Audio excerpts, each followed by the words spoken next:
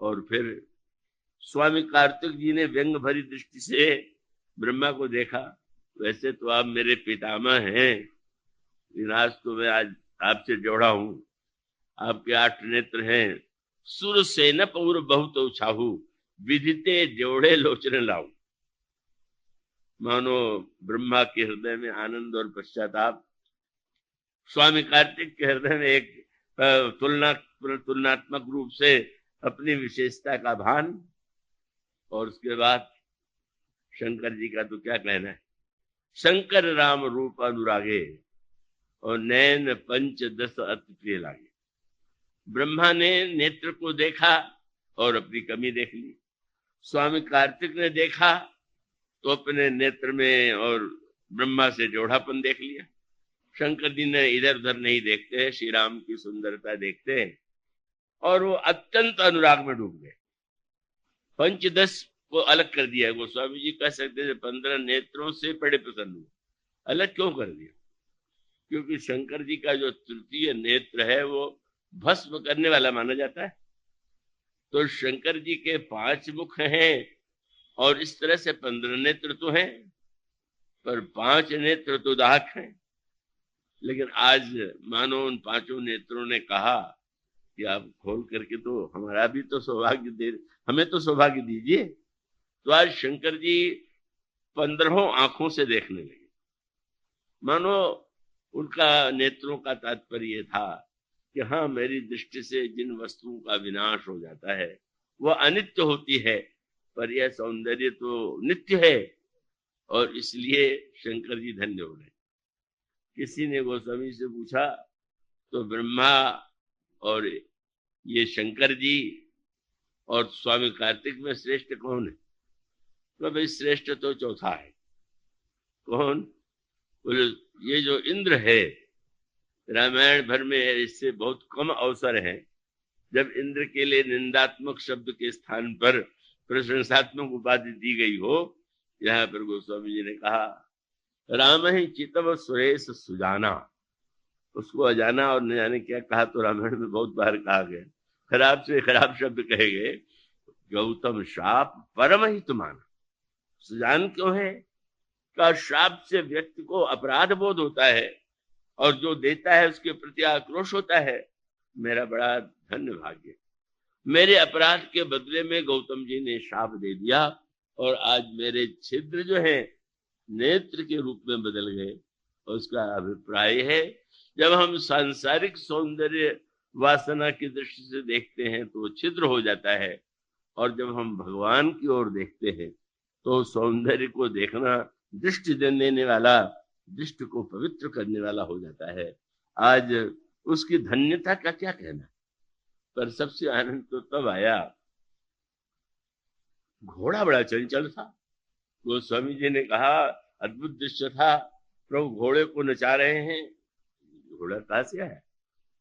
अयोध्या से क्या दशरथ जी लाए हैं क्या? नहीं, वहां से नहीं आया। तो क्या मिथिला का है? बोले मिथिला का नहीं। पता चला कि काम जो है वही घोड़ा बन के आ गया। जनु बाज वेश बनाई मनसिज, राम हित अति सोई। आपने बय बल रूप गुण गति, सकल भुवन विमोहई। जग मगत ज्योति जराव ज्योति मोति मानिक मन लगे। किंकिनी लगाम लगाम ललित, सुदेख सुर नर मुनि ठगे। इतना अद्भुत वर्णन घोड़े का। पर गोस्वामी की चतुराई देखिए, घोड़े के वर्णन के साथ साथ उन्होंने लगाम का वर्णन और लगाम की शोभा का वर्णन भी कर डाला। किसी ने कहा हमारे मत तो घोड़े का है कि लगाम का? अरे घोड़ा मूल्यवान होता है, लगाम का क्या मूल्य है? गोस्वामी जी ने कहा लगाम का मूल्य तो नहीं था, लेकिन लगाम जिसके हाथ में है उसका कितना बड़ा मूल्य है। और वो लगाम का ही तो सारा खेल है। मानो काम घोड़ा बना और श्री राम के हाथ में लगाम हो गई।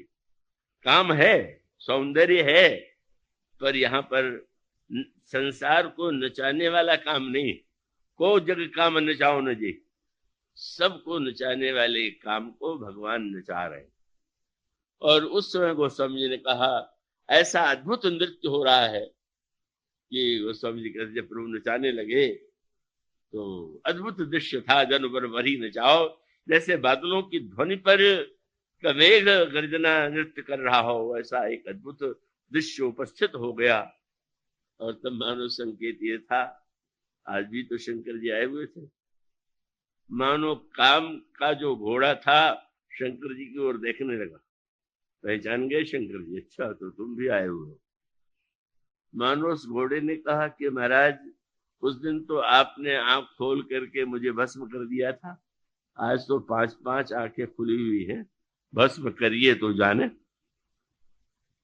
पर तुरंत शंकर जी ने मुस्कुरा करके कहा, जरा सा राम को छोड़ के अलग हो जाओ, तब पता चले तुम्हें।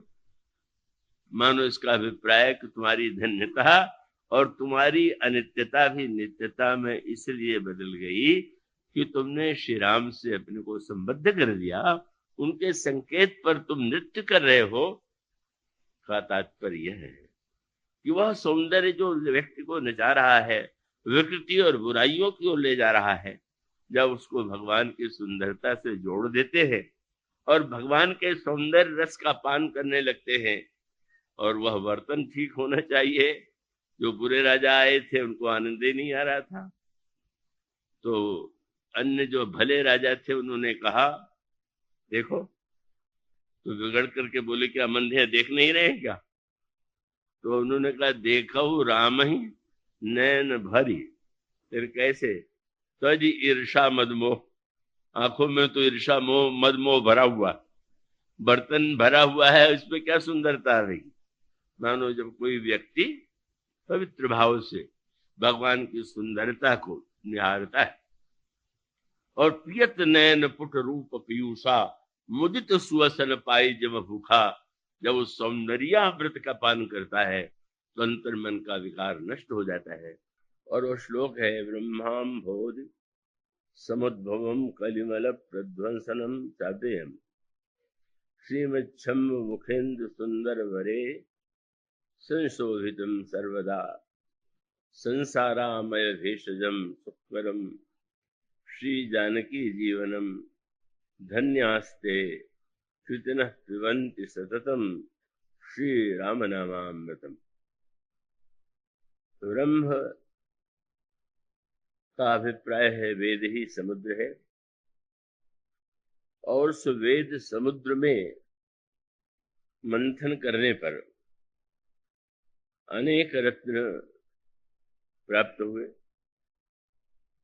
और आप वेदों का यदि अध्ययन करें अथवा वेदों का जो ब्रह्मण है, विस्तार है, पुराणों का वर्णन करें, तो उसमें अनेक सद्गुणों का, साधनों का, उपासना का अनेकानेक रूप प्रस्तुत किया गया।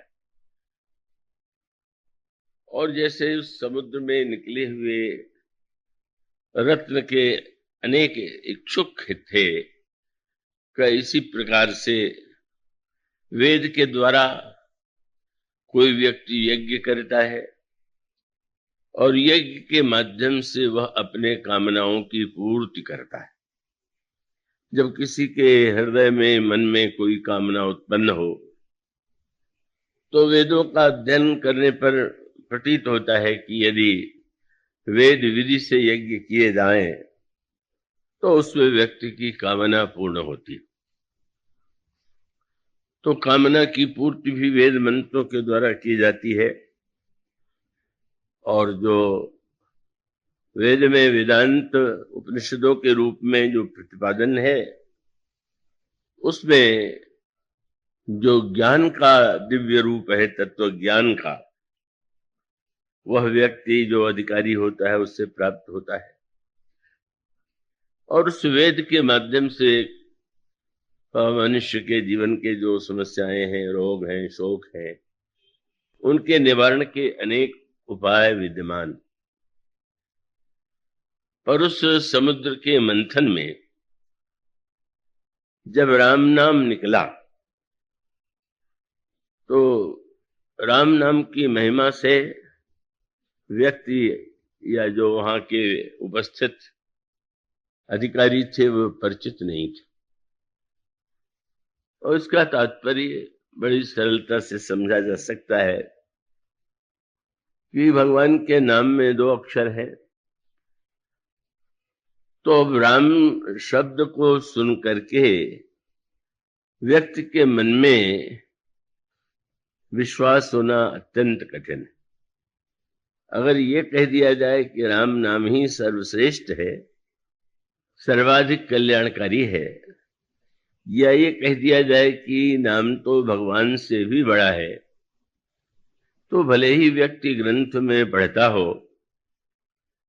लेकिन उसको सरलता से विश्वास नहीं होता। तो इसका अभिप्राय यह है कि जैसे जब आप यज्ञ करते हैं तो यज्ञ का दृश्य तो बड़ा ही आकर्षक होता है। मंडप बना हुआ है, यज्ञ कुंड है और उसमें आहुति दी जा रही है, तिल, जव, चावल और घृत की मंत्रों का उच्चारण किया जा रहा है। तो स्वाभाविक रूप से यज्ञों के विस्तार को देख करके व्यक्ति के मन में ऐसा विश्वास होना स्वाभाविक है कि जब यह इतने विस्तार से हमने विधि विधान से यज्ञ किया तो यज्ञ परम कल्याणकारी। और इसी प्रकार से उपनिषद आदि का जो अध्ययन है, पुराणों का जो पाठ है, उसमें भी व्यक्ति का आकृष्ट होना बहुत कठिन नहीं। भगवान श्री राम के चरित्र और भगवान राम की कथा, भगवान राम के रूप का वर्णन पढ़ करके व्यक्ति को एक रस और आनंद की अनुभूति होती है और उस पर भी व्यक्ति विश्वास कर ही लेता है। लेकिन जब यदि उससे यह कहा जाए कि राम नाम ही समस्त साधनों की अपेक्षा श्रेष्ठ है, तो सुनकर के व्यक्ति को ये लगने लगेगा कि ऐसा कैसे संभव हो सकता है। तो इसका अभिप्राय यह है कि वस्तुतः राम नाम के साथ सबसे बड़ी समस्या यही है कि राम की महिमा चाहे जितने रूपों में प्रस्तुत की गई, पर व्यक्ति उस पर विश्वास नहीं कर पाता।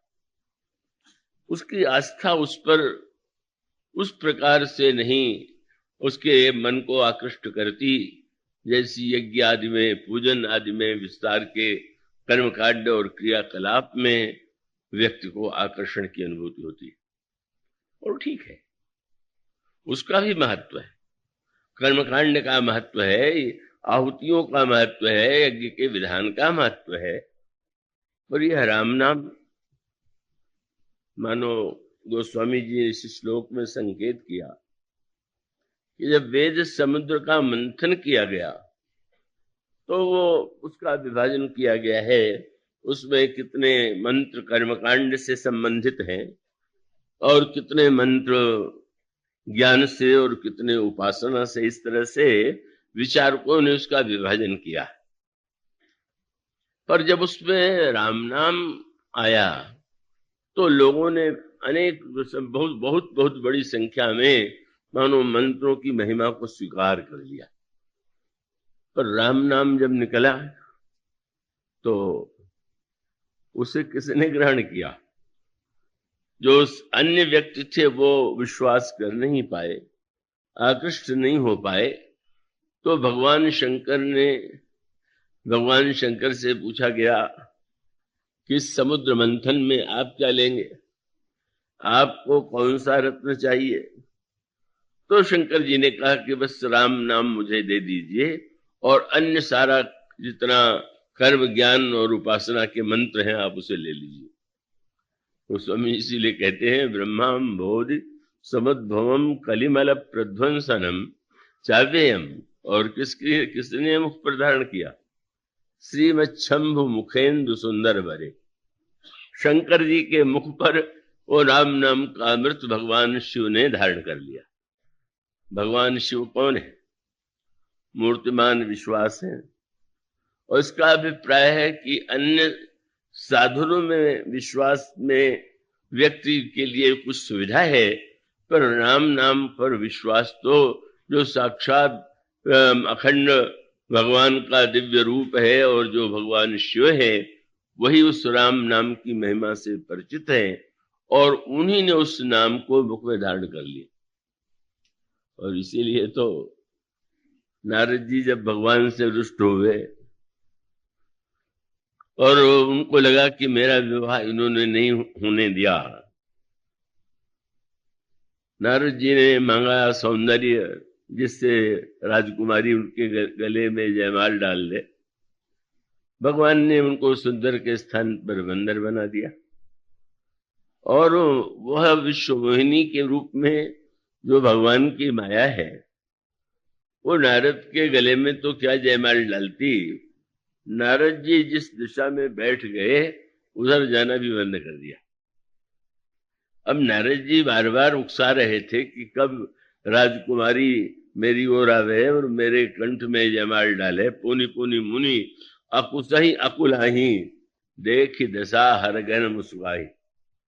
शंकर जी के दो गण नारद जी के दाएं बाएं बैठे हुए थे और नारद जी की दशा देख करके वे मुस्कुरा रहे थे, व्यंग की हंसी हंसने भी लगे। भगवान स्वयं पधारे उस स्वयंवर सभा में, विश्व मोहिनी ने उनके कंठ में जयमाल डाल दिया और भगवान लेकर के विश्व मोहिनी को जब चले गए तो नारद जी की विकलता की सीमा नहीं रही। और तब नारद जी के पास बैठे हुए दोनों रुद्रगणों ने ये कहा कि निज मुख मुकुर विलोक हो जाई। अपना मुंह जाकर के शीशे में तो देख लीजिए, शीशा जैसा अनोखा कौन होगा। शीशा यह कितना प्रिय है और कितना अप्रिय है। प्रिय तो इतना है कि साधारण से साधारण व्यक्ति किसी न किसी प्रकार का शीशा घर में रख लेता है, उसमें अपना मुख देख लेता है और जो मूल्य उसका बहुत दे सकते हैं वो मूल्यवान शीशा रख लेते हैं। तो शीशा अत्यंत लोकप्रिय है और उसका मनोविज्ञान यही है कि व्यक्ति दूसरों को देखता तो है पर उसकी सबसे अधिक आस्था तो स्वयं अपने ही अहम में होती है, अपने मैं में ही होती है और इसलिए सबसे अधिक वो अपने को ही देखना चाहता है। और दर्पण की यह विशेषता है कि वह उस व्यक्ति के उस इच्छा को पूरी कर देता है। लेकिन इतना लोकप्रिय जो दर्पण है एक ही क्षण में सामने वाले व्यक्ति को आग बबूला बना सकता है। क्या किसी से आप एक बार कह दीजिए कि जरा अपना मुंह शीशे में देख लो तो शीशे को लेकर के झगड़ा हो जाएगा। मानो शीशा इतना प्रिय है लेकिन दूसरे के मुंह से सुन करके व्यक्ति को बड़ा क्रोध आता। तो रुद्रगणों ने भी यही किया। इसीलिए रामायण में जो दो पात्र हैं, महाराज दशरथ, वे दर्पण में अपना मुख देखते और जिन रुद्रगणों ने नारद से दर्पण देखने के लिए कहा, शीशा देखने के लिए कहा, वो रावण बन गए। रावण और कुंभकर्ण के रूप में उनका जन्म हुआ।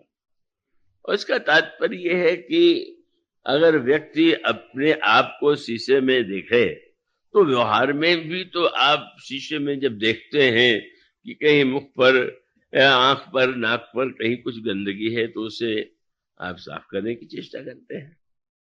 अगर कहीं गंदगी तो उसे धोने की चेष्टा करते हैं। तो अगर व्यक्ति दर्पण में अपने आप की कमियों को देखे तो उसके लिए परम कल्याणकारी। पर जब दूसरे से आप या हम कहें कि तुम शीशे में मुंह देखो तो इसका अर्थ ये है कि हम यह मानते हैं कि दोष केवल सामने में है, सामने वाले में है, मुझ में नहीं। और जिसके जीवन में वो अपने को देखने की वृत्ति है वो तो गोस्वामी जी की तरह दुहा पढ़ते हैं, श्री गुरु चरण सरोज रज निज मन मुकुर सुधारी वर्णौ रघुबर विमल यश जो दायक फलचारी। या जब गोस्वामी जी प्रारंभ में जो गुरुदेव की वंदना करते हैं वो पंक्तियां तो बड़ी गंभीर और बड़े महत्व की हैं। उसमें गुरुदेव के चरण कमल के धूल की वंदना करते हैं और उस धूल को अनेक अनेक दिशाओं में उसकी महिमा को प्रस्तुत करते हैं। बंदो गुरु पद पद्म परागा, सुरुचि सुभाष सरस अनुरागा।